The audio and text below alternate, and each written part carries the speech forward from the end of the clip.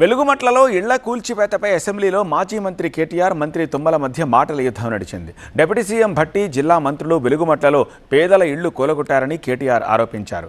ఇక ఖమ్మం జిల్లాలో పేదల ఇళ్లు కూలగొడుతుంటే మంత్రులు పత్తాలేరని అన్నారు కేటీఆర్. వెలుగుమట్లపై సమగ్ర చర్చకు ప్రభుత్వం సిద్ధంగా ఉందని, కేటీఆర్కు దమ్ముంటే వెలుగుమట్లపై చర్చకు రావాలని మంత్రి తుమ్మల నాగేశ్వరరావు కౌంటర్ ఇచ్చారు.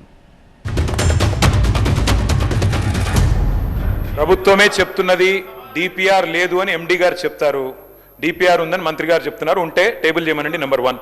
నెంబర్ 2, 50 మీటర్ల బఫర్ జోన్ జీవో మీరు ఇచ్చారన్నారు. 5 కిలోమీటర్ల అవతల ఉండే హనుమాన్ నగర్కి మొన్న నోటీసులు ఇచ్చారు. మరి ఏ ఆలోచన చేస్తున్నారో మాకు తెలియదు. మంత్రి గారు సమాధానంలో 1450 స్ట్రక్చర్స్ అంటారు. అక్కడ చూస్తే 10,000 స్ట్రక్చర్స్ అని గెజెట్ ఇచ్చింది గవర్నమెంటే. కుడి చేయి ఏం చేస్తుందో ఎడమ చేయికి తెలియదు.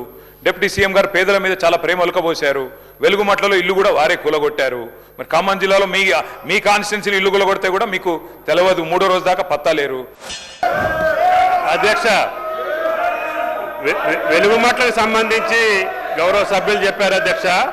దాని మీద వాళ్ళకి ధైర్యం ఉంటే, వాళ్ళకి మనసు ఉంటే వెలుగుమట్ల మీద డిస్కషన్కి ఈ సభ సిద్ధంగా ఉంది అధ్యక్ష. ప్రభుత్వం సిద్ధంగా ఉంది.